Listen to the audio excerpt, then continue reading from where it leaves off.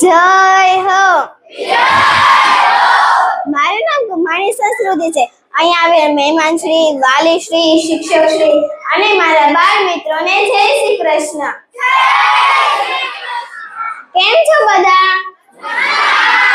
તો આજે હું ગીતા વિશે બોલવા જઈ રહી છું. ગીતાએ આજથી 5,500 વર્ષો પહેલા કુરુક્ષેત્રના મેદાનમાં ભગવાન શ્રી કૃષ્ણના મુખારવિંદમાંથી નીકળેલું માધુર્ય છે. ગીતા એ ભગવાનનો પ્રેમપત્ર છે. નિરાશ થયેલા માનવીમાં તેજ ભરે છે.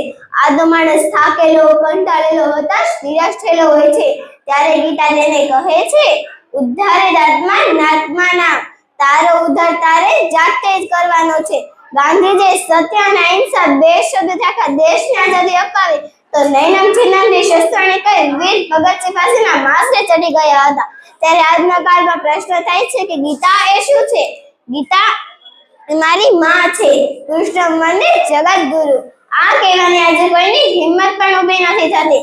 માણસ કોઈ પણ જગ્યાએ ગયો હોય ત્યાં બોર્ડ વાંચે કે તમે સીસીટીવી કેમેરાની નજરમાં છો એટલે માણસ સીધો ચાલવા લાગે. પણ ભગવાને ગીતામાં કહ્યું છે, સર્વસ્ય ચાહમ હૃદયસન્નિવિષ્ટો, હું પ્રત્યેકના હૃદયમાં બેઠો છું ત્યારે મારી અંદર એક ગૌરવ નિર્માણ થાય છે. ભગવાન ગીતામાં કહે છે, નમે ભક્ત પ્રણશ્યતે, મારા ભક્તનો કદી નાશ થતો નથી.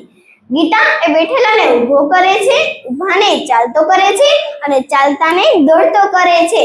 કર્યા વગર કઈ મળતું નથી, કરેલું વગર જતું નથી. કામ કરવાની શક્તિ તારામાં છે, કામ કરતો જા, હાથ મારતો જા, મદદ તૈયાર છે.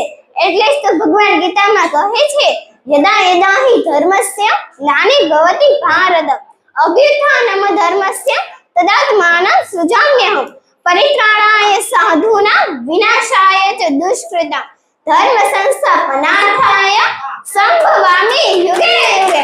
ભગવાન પવિત્ર સાધુના રક્ષણ માટે આવે છે અને દુષ્ટોનો સંહાર કરે છે અને ધર્મની સ્થાપના કરવા માટે ભગવાન યુગે યુગે આવે છે.